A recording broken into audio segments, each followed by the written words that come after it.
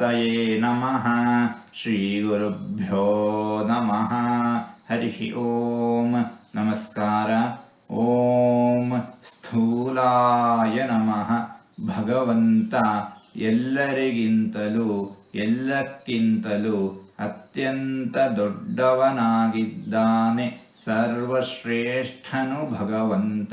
ಬೃಹತ್ತಿಗಿಂತಲೂ ಬೃಹತ್ತಾಗಿರುವವನು ಭಗವಂತ. ಮಹತ್ತಿಗಿಂತಲೂ ಮಹತ್ತಾಗಿರುವವನು ಭಗವಂತ.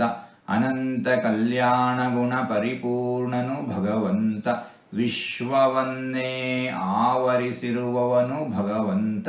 ಅತ್ಯಂತ ಹಿರಿಯದಾದ ಶರೀರವನ್ನು ಹೊಂದಿರುವವನು ಭಗವಂತ.